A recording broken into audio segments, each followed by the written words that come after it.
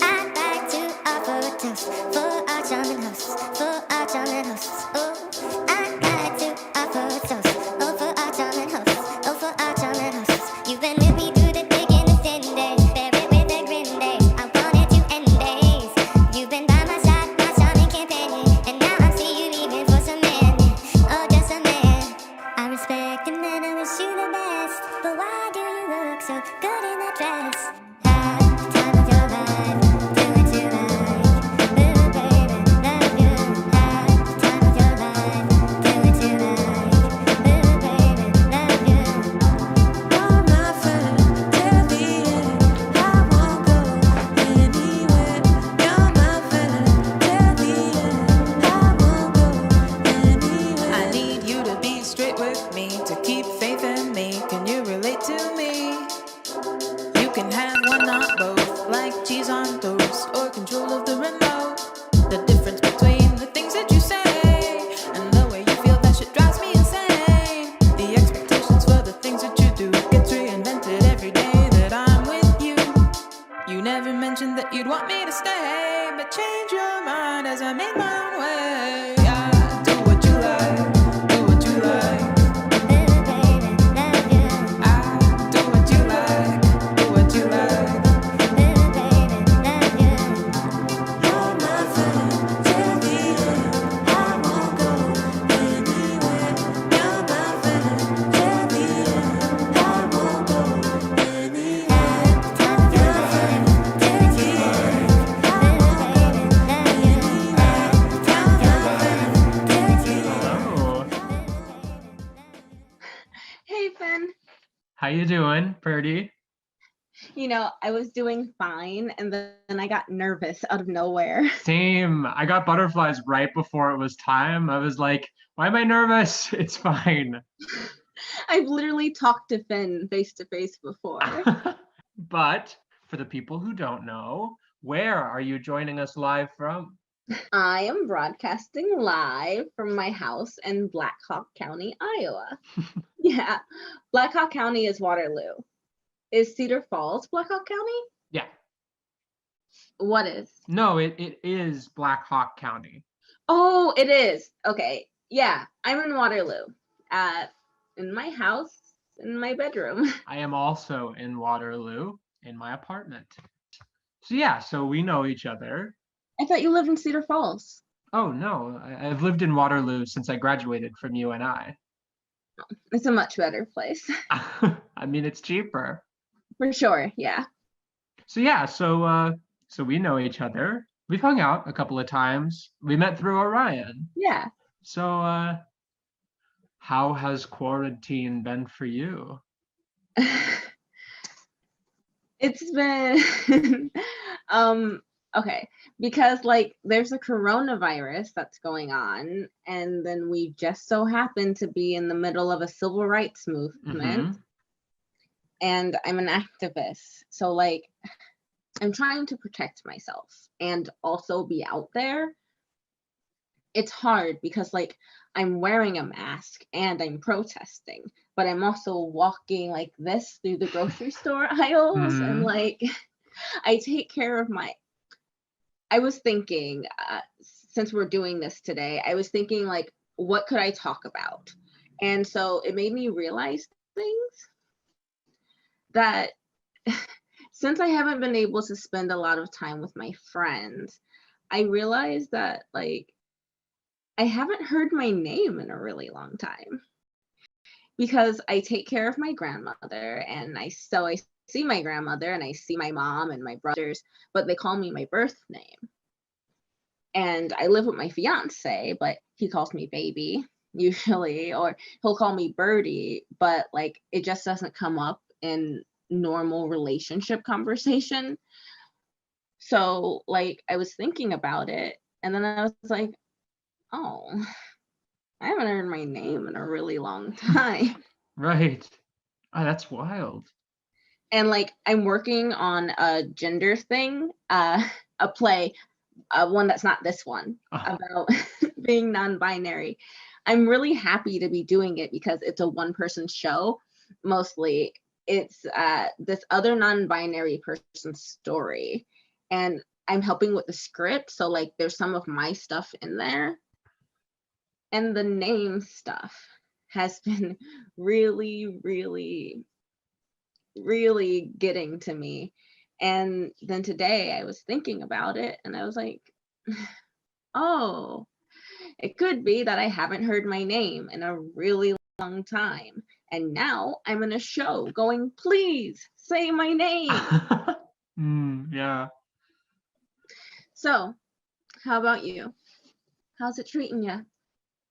I mean, it's been ebbs and flows. So the first month and a half, mwah, it was so great. I didn't have to talk to a person. I just had time to like be with myself and like decompress because like I hadn't really had time to do that. But then like even though I'm an introvert, I'm still a social being. And so as time progressed, I'm like, okay, I would like to see my friends. It's not the best idea to do right now, so I won't.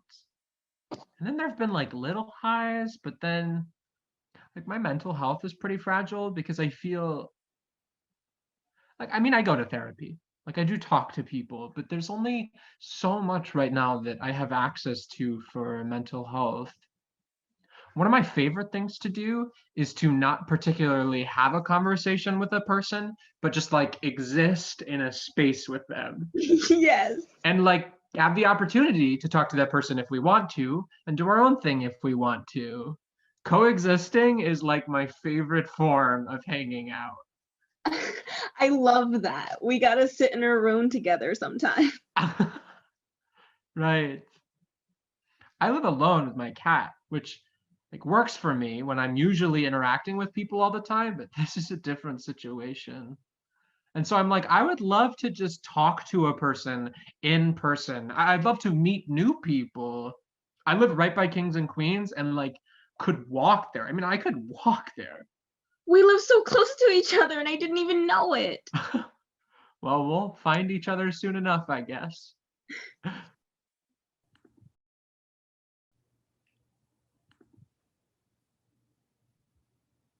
Hi, Willow.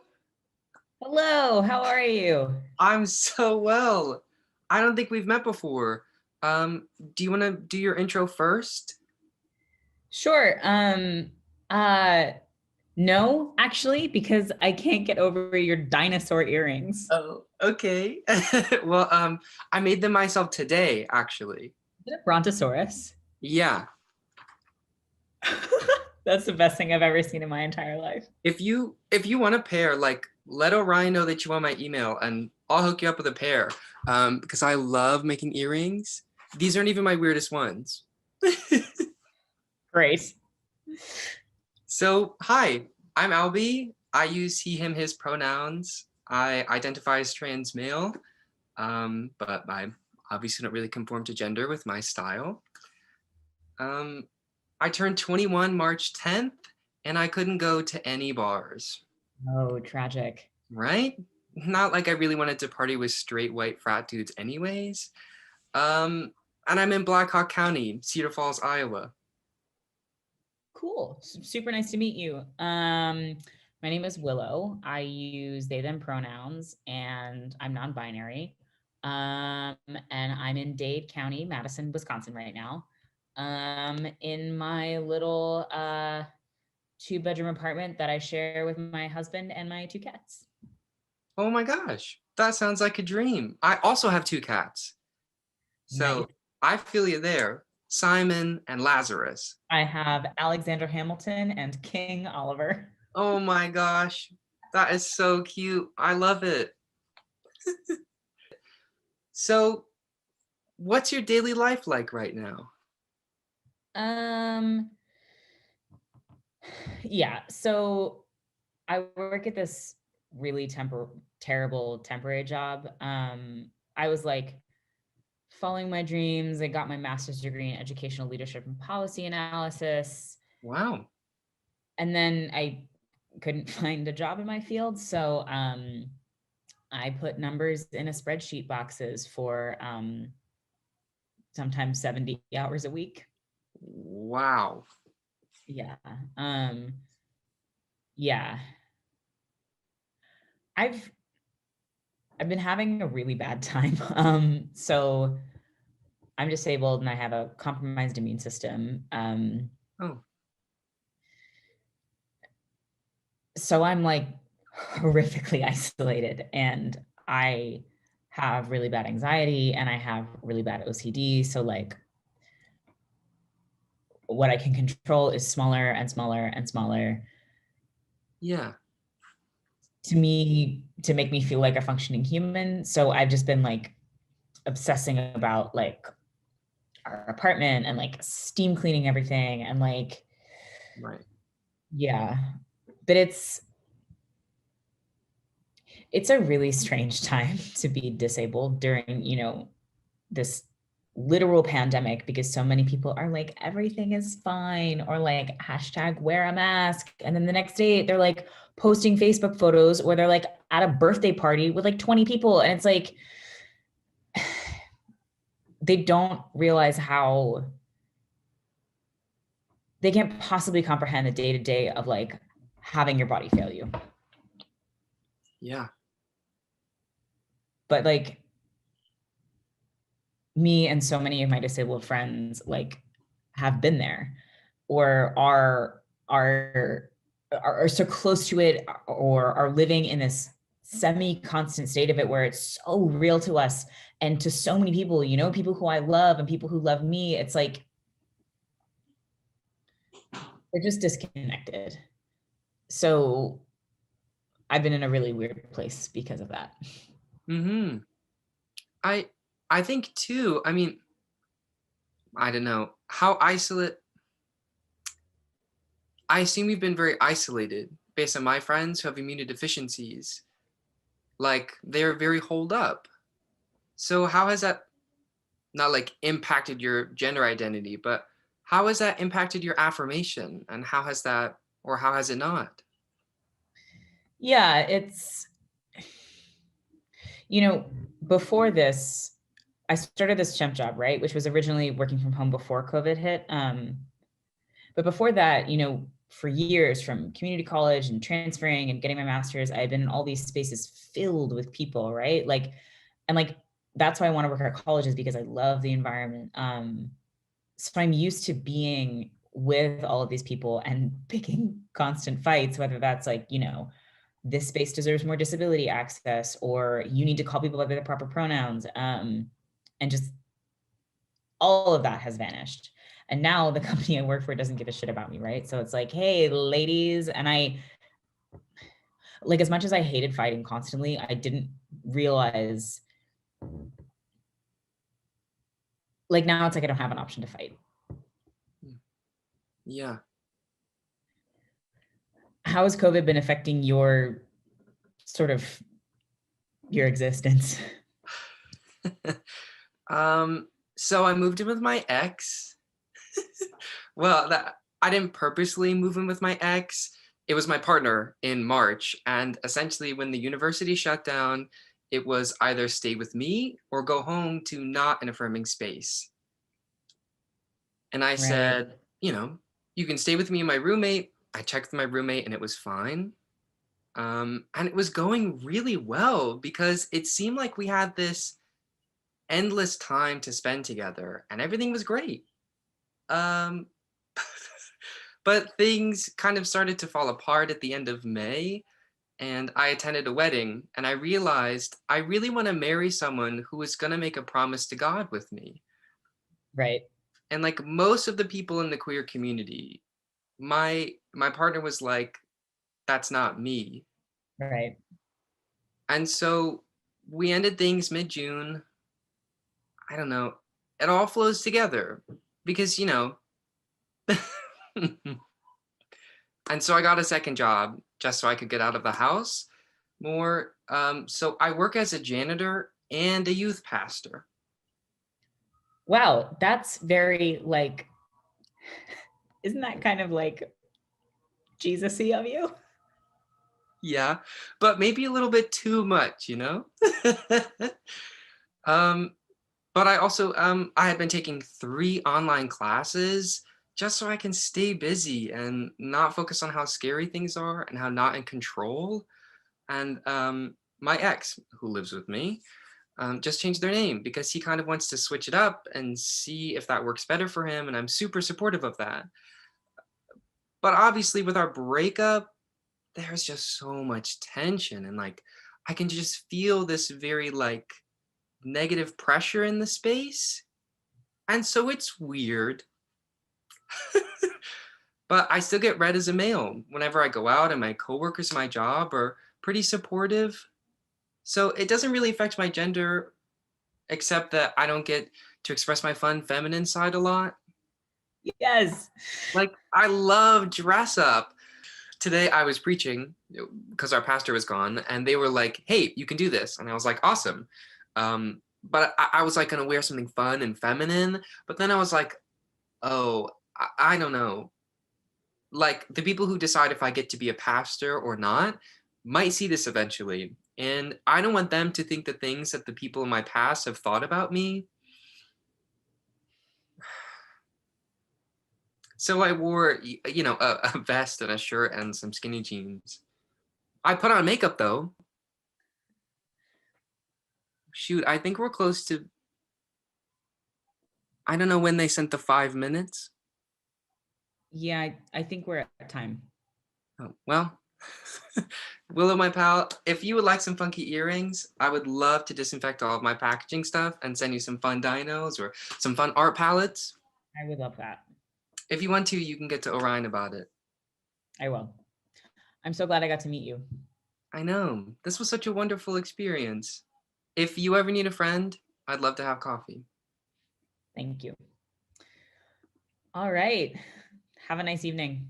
You as well. Goodbye.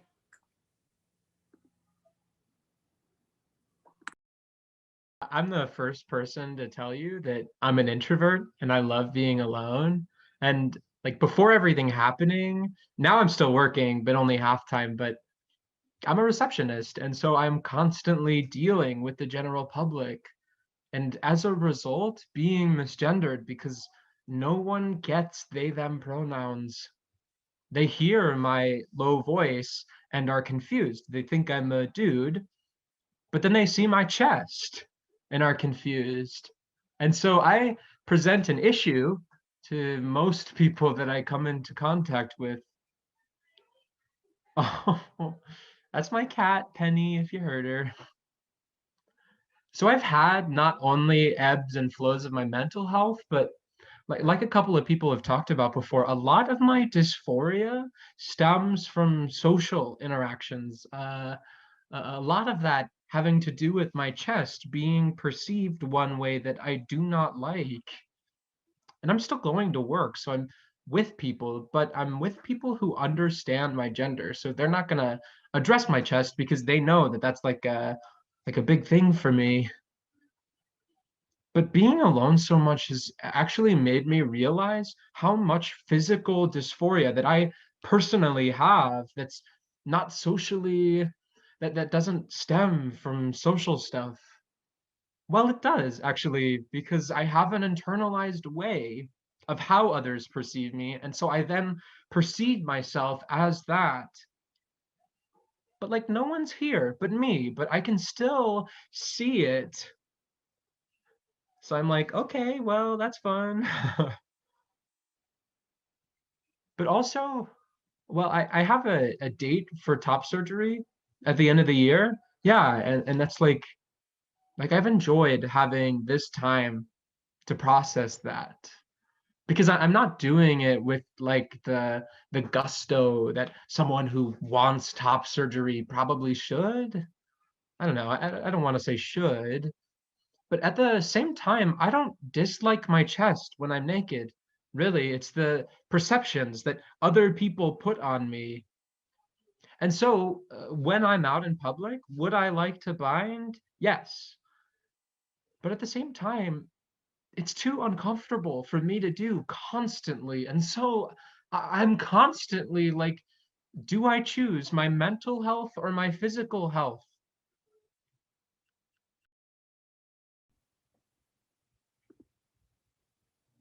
I just came out in October, so this is part of the beginning of my transition. I barely know a transition before COVID-19, and I definitely don't know an actual medical transition because I used that downtime where I was kicked off of work to start HRT. Cool. But then I was called back into work, and that wasn't really going so well because I'm going crazy. What sort of sphere do you work in? What? What sort of sphere do you work in? Customer service. Okay, yeah. I worked in retail. I was a floating assistant manager at Goodwill. So I worked at like 6 different stores. And it's really interesting because a lot of people visit different stores too. And obviously, I am very memorable. So people would come up and go, hey, I remember you from the other store. Although it depends what wig I had on that day. Yeah, I know my Goodwill managers. Oh yeah, but you're in Minnesota, right? Oh, I'm in Wisconsin.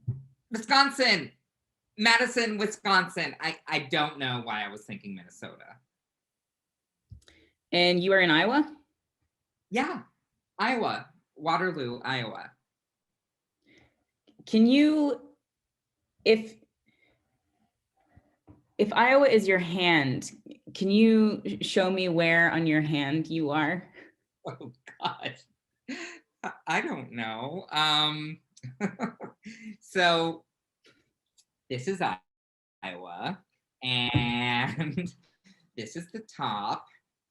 And I think I'm like right here. Okay. In the That's Northeast helpful. area. It was very interesting learning about like transitioning and that basically you can be whatever you want. It took me the longest time to realize that I could be whatever I wanted. Like I was assigned male at birth, and until literally like I think like almost exactly 2 years ago, actually, it was very uncomfortable. Like just generally. But most of that was because I wasn't exposed to any options outside of the binary, like cisgender binary, until way too late in my life. I don't know. It took a while. And I can't, not only that, I can't not be what I am. Yeah, there you go.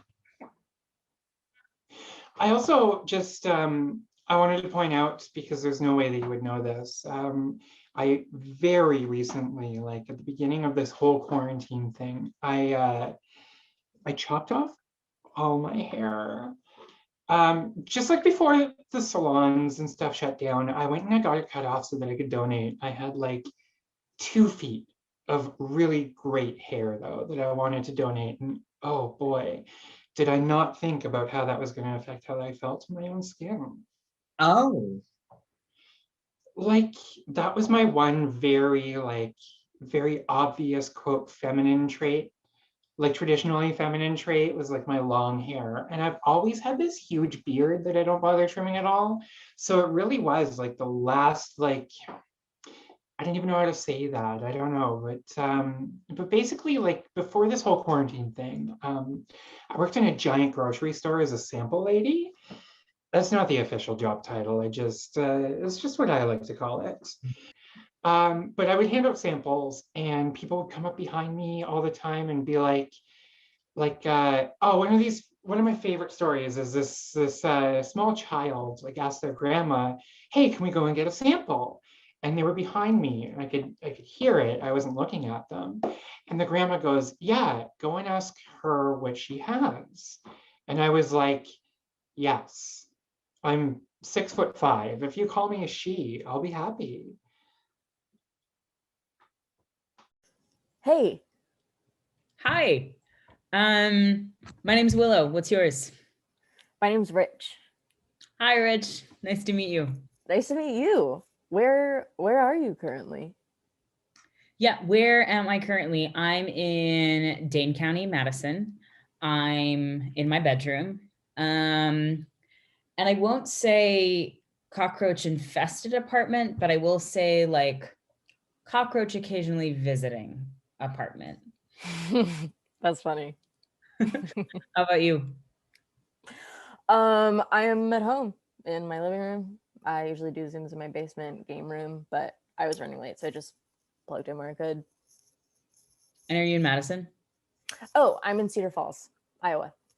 Okay, very fine. So how has COVID and sort of this isolation been affecting your experience of gender? Yeah. Uh, um, I haven't been able to, well, okay, since I'm home and not going anywhere, like, I want to bind, but there's no point. Plus, some of the symptoms of COVID and stuff is trouble breathing, and binding and breathing stuff is kind of iffy anyway. So I just haven't, which is interesting. Like, I never bind when I'm at home, but the fact that I've been home so long and I haven't feels weird. Yeah. Plus, our living room has this big window that my dad, likes to have it open sometimes, and I don't like. I don't know. I don't like the big window, like seeing me. So I like to have a big coat or something on, something that's baggy. Yeah. But it's really hot. So I've like had to compromise. Dad only have it like sliver of the window open, and I feel like that's okay, I guess. How's isolation affected your gender stuff? Yeah, it's been very strange. I've never been this isolated before. I have a compromised immune system, so I'm sort of on like super lockdown. I'm also working from home for a temp company that like doesn't care about me at all. So I'll go like my whole day not communicating with the people I'm working with, and it's not worth it at all to come out to all of these people and then try to teach them about they them pronouns and then be disappointed every time they fuck it up. So it just sort of feels fetal is the word I want to use. Just sort of existing in the shirt that I slept in and like my underwear like all day long, like on my laptop, has made me really uncomfortable in my gender expression, you know, like in a way that I couldn't have anticipated would have happened, you know, if I tried to look forward 3 or 4 months ago. I identify as genderqueer, which is sort of similar to non-binary, and for me it's being simultaneously man, woman, and neither. And it sort of sounds like an oxymoron or a paradox, or being in sort of a limbo of gender, but it's sort of the easiest way to explain it because I feel them all equally strongly, which is interesting because neither is one of the things. But anyway, yeah, with isolation, I sort of feel the same because when you're not around other people, it's not that it matters less. I guess it's I don't spiral as much, sort of like they were talking about in the other conversation. And because I'm neurodivergent, I tend to spiral a lot anyway. So if maybe someone hasn't gendered me yet, I'm overthinking, am I presenting masculine enough to at least be defaulted to the better default? Right. My only social interaction right now is with Three House, this church hangout here in Cedar Falls.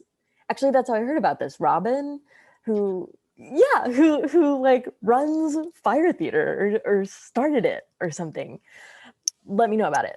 Anyway, they're very proven that they don't mess up. Like, they've only ever known me as they them, so why would they mess up? But it's really interesting if like over Zoom or in person,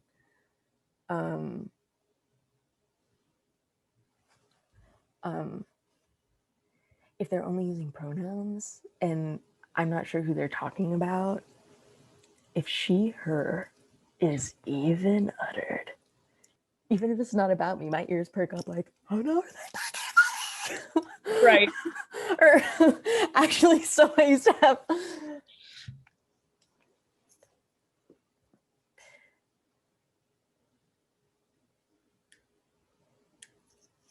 Okay, so I used to have this Pokemon shirt with Pikachu on it. And when I first came out as genderqueer, before I had a binder or anything, I hated wearing that shirt.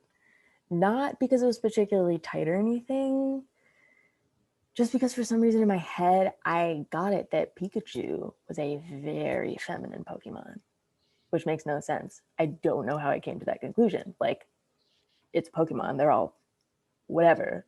But in my head, it became like a very feminine Pokemon. But I really like Pokemon. So it became like, I want to wear this shirt, but I also don't, since it's going to make me look like a girl. I don't know. But yeah, I overthink really random stuff like that. I don't know. Yeah, I guess for me, I don't think I deal with a ton of dysphoria. For me, it's just like all sorts of desires to wear different clothes and to try out different things. Okay, so here's an example. This is so funny. My friend and I, we like one day was like, I really want to cross dress a lot. Just like put on a suit or something. And I texted my friend and just like, do you want to play dress up with me? So I went over to her apartment and we like just tried on all these clothes and like she did my makeup and we like played around with my binder and just, had a good time. And it was so fun. But like, that's kind of what I mean. I seriously enjoy, and I always kind of get this desire to just like, I don't know, kind of have fun with how I present myself.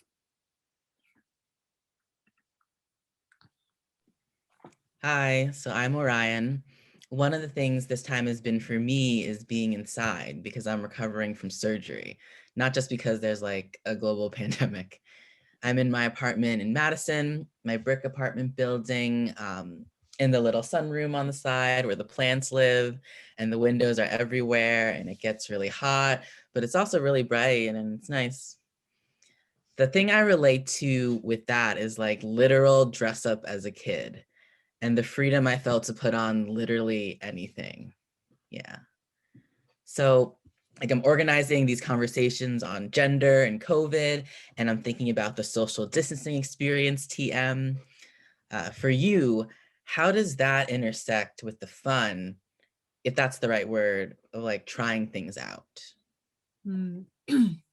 Okay, so I'm sad because I can't go to thrift stores or don't tell anyone, but sometimes I go to real stores and just try on clothes, but don't buy anything. So that's something I really miss actually. Just being able to be with friends and have fun doing that. But also there's like a freedom that I'm just in my own house and I can wear anything, like anything that's just what I'm wearing. And I don't have to impress anyone except my roommates. Do you have to impress your roommates? Oh no, I'm just kidding. Because you'd have a lot of people to impress. Do you feel like your gender is fun? I have moments, absolutely.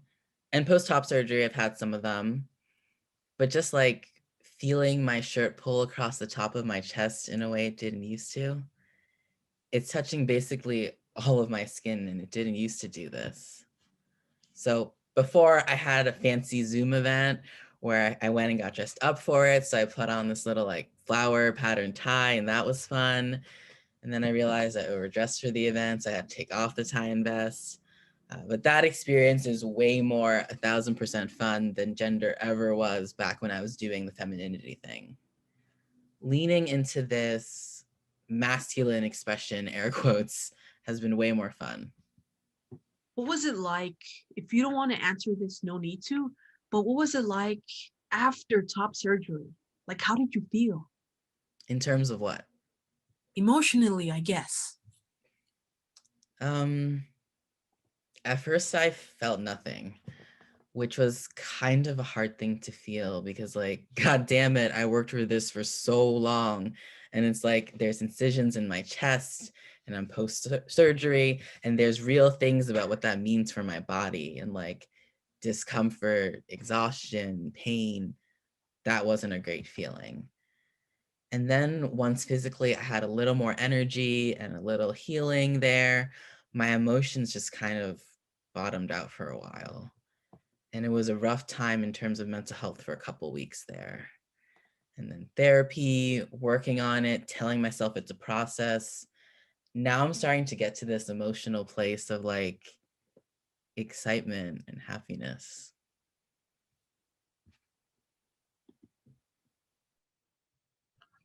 So, how's it like living with other people during this? Like, are your roommates good about gender stuff?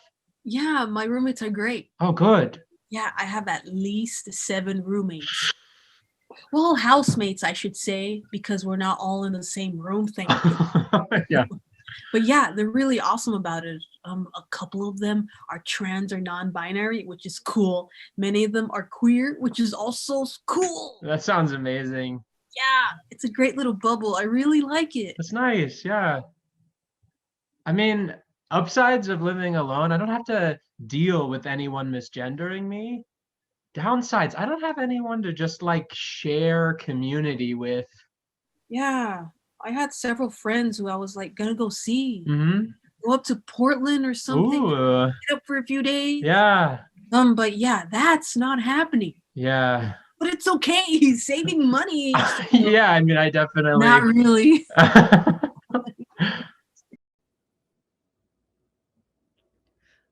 I think it's so funny to look at what gender means after questioning it for so long, because I've gone through so many phases of like gender is a curse, and I'm trying to like reorient. Because I had a friend who was like, gender can be a gift if you see it as something that you can experiment or something that you can like, that's fluid, that you don't have to take on the thing you were assigned at birth, that it's an optional thing, like something that you can manipulate or like use to your advantage instead. So I'm trying to reframe that, but right now in quarantine, I gotta say gender feels kind of like a curse to me. Yeah, there was this cool quote. So I'm religious, and there's always like the argument that you're going against God's will, like God made you this way, do it that way. But there's this cool quote about how it's actually a gift and you're helping God in creation, which that was like really cool. Oh. Yeah, but yeah, in quarantine I definitely get like that vibe of like this just sucks. Do you have a lot of trouble right now? I mean, you said it was a curse, but like do you have any specifics? Yeah, totally. I'm living with my family right now, and I only like recently came out as like genderqueer to them, and there was this TikTok that recently I found that was like, oh, I'm going downstairs to the kitchen to get misgendered. That resonated so hard because I just feel like coming out to my family was harder because now there's an expectation that they should know or they could respect me or love me in this way of like acknowledging who I am, and they just like fail constantly. And it's so hard to have gone from like my space on my campus of like having been acknowledged for who I was and having people who asked about my pronouns and got my pronouns right and checked in about my experience of gender a lot. And people had just created so much space for it to come into a place where I feel like I'm constantly explaining everything, and it's just so much emotional work. And I realized the other day that I won't leave my room because I'm afraid of having my day hurt by getting misgendered when I go downstairs or interacting with people and knowing the interaction could go awry. And I think for me, so much of gender is being affirmed by the people around me. And I think that being in a space where I'm not affirmed is kind of like almost like gaslighting myself or making me question my sense of reality. where it's like I don't have anyone that sees me the way I see myself or sees me for who I am, and it's confusing. There's a sense of like invisibility to it. You know what I mean? Yeah. My family like uses my name. Well, kind of. They call me R a lot, so it's like a compromised nickname, which is fine, but also that's not my name. I don't know what's so hard about Rich. And like, they tend to use my pronouns, but a lot of my identity just flies over their heads. They're like, sure, I understand what this is about.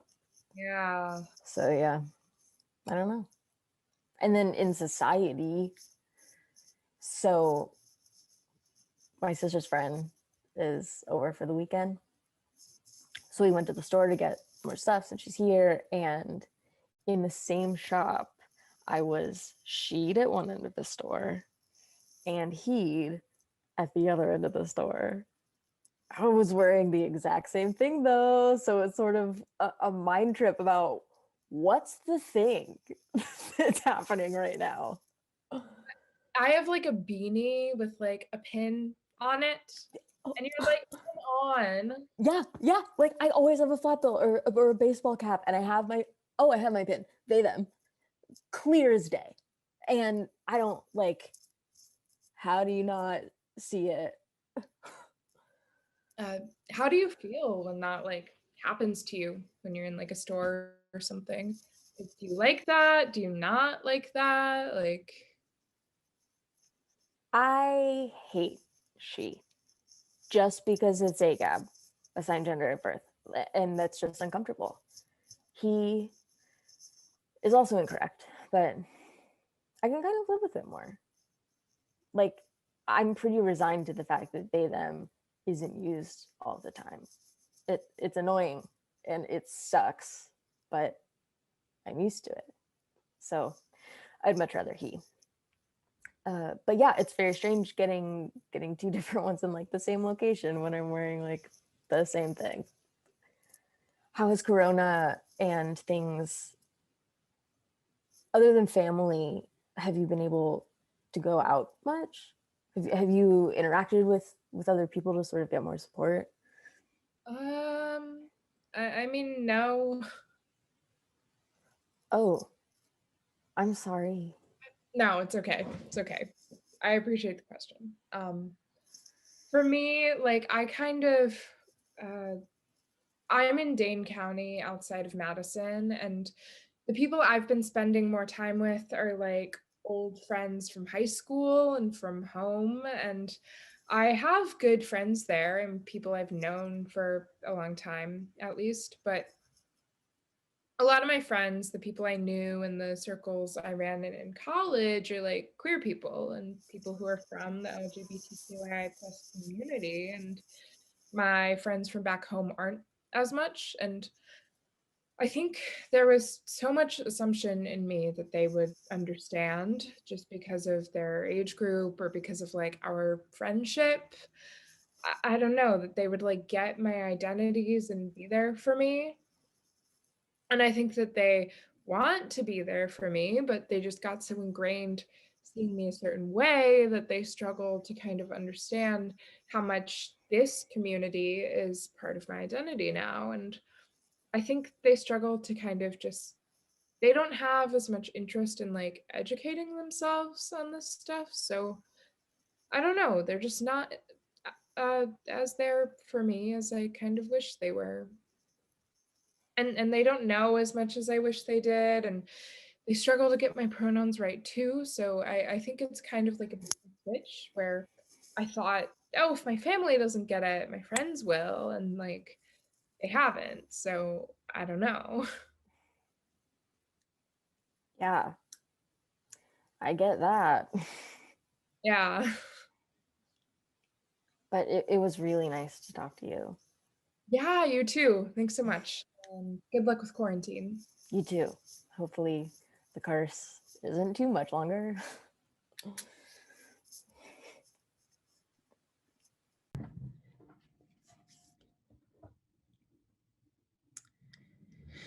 Yeah, so I call myself non-binary. I guess I love finally having a word, a name, a community for what I feel, and being sort of really solid in that. And I feel like, you know, through my life, I've always been sort of searching and like trying on different labels. And, when I found like pansexual and queer and non-binary, I was like, oh, right, this is my thing, sort of like a book sliding really perfectly into its slot, like in a little library. And in the past, when I've been sort of, I think I make more sense to myself when I exist in relation to other people and other things and other activities. And if you asked Willow, 6 months ago what their gender was and what non-binary was, they probably would have had a different answer. And right now, just sort of feels like a bottle of fizz that someone left the cap off and all the fizz is out. And like, I just sort of don't have an opinion right now, which is really unusual for me.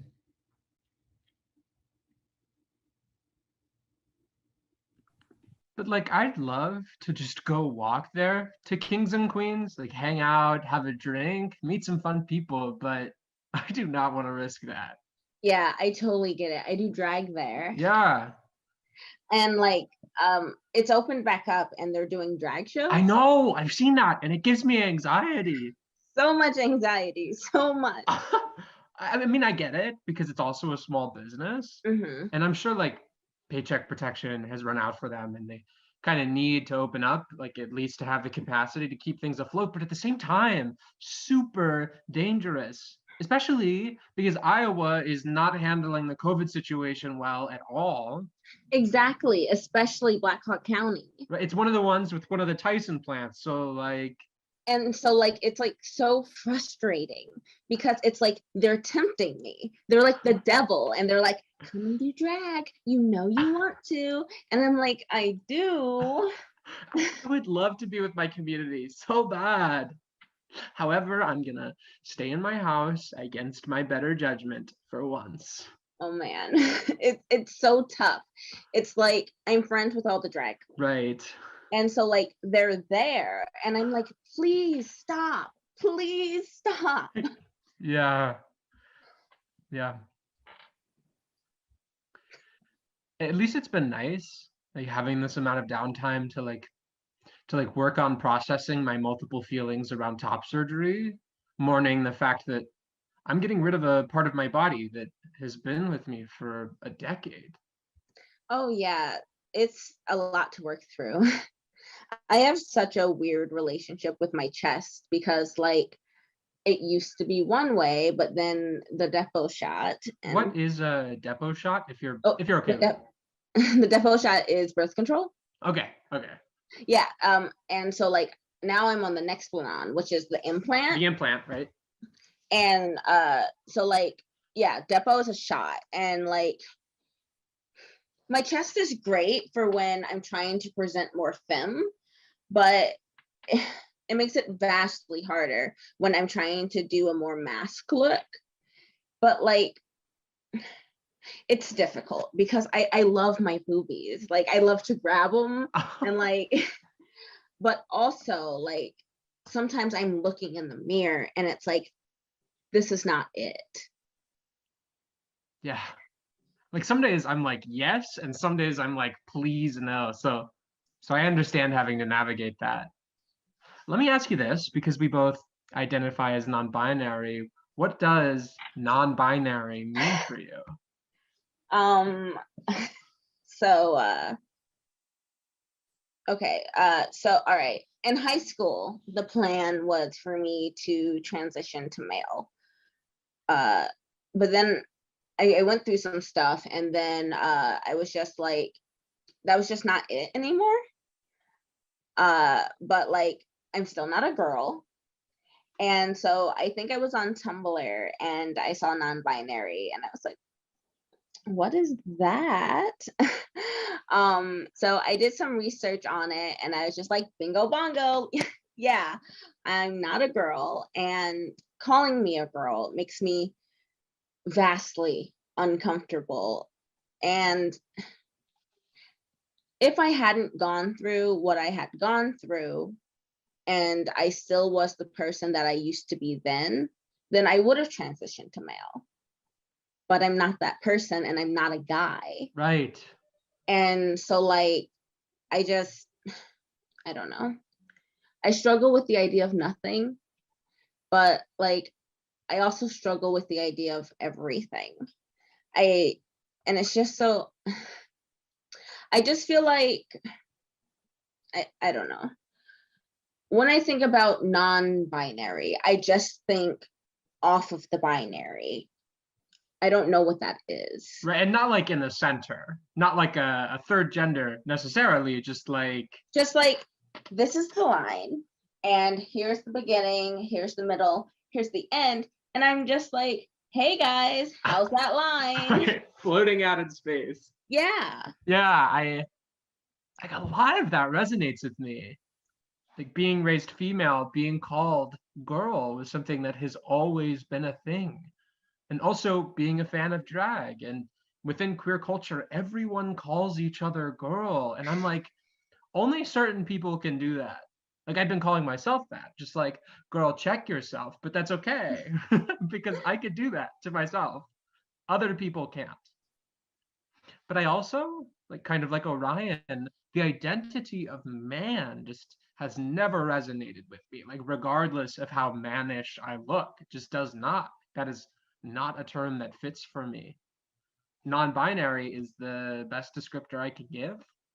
Like knowing that I do experience gender, like I experience the feeling of gender. It's just not one of these two well-known categories. And I can't quite pinpoint where it is because sometimes my gender expression, like I feel more feminine sometimes, and sometimes I feel like super masculine. Sometimes, actually most of the times, I feel a lot of nothing just because I'm in my house and not around people. And so it doesn't really matter what gender I feel and am experiencing, because a lot of my gender, as has been kind of discussed, is performative. And so like I won't really put on clothes for myself. I put my nice clothes on for people, for other people, when I want to feel good, because like that's how they're going to perceive me. So if I don't put my best on, they're not going to perceive me as I want. Yeah. And like, we have a few minutes left, but like, I love fashion, and I still like looking like perceived more mask, because like a lot of androgynous looks are just like more masculine. And it's like, I feel like if I looked more masculine when I did more feminine stuff, it would like flow better. I don't know. Yeah. And so like some days I wake up and I'm just like, yeah, like titty tank top. And other days I wake up and I'm like, what can I do to make it look like this never happened? And it's like, gender doesn't come up when me and my fiance are spending time together. He's not talking to other people about me, so he doesn't have to say they. He just says you. And so it's just like, I need to hear it. Yeah. And so it's just different trying to find how to get that validation when you're in your usual space. Mm-hmm. Yeah. Well, we should probably wrap this up, but it was lovely to talk to you again. Yeah. I'm gonna find where you live, not to be creepy. Find me. If you find the giant sunflowers, you found the right place. I'll start walking around.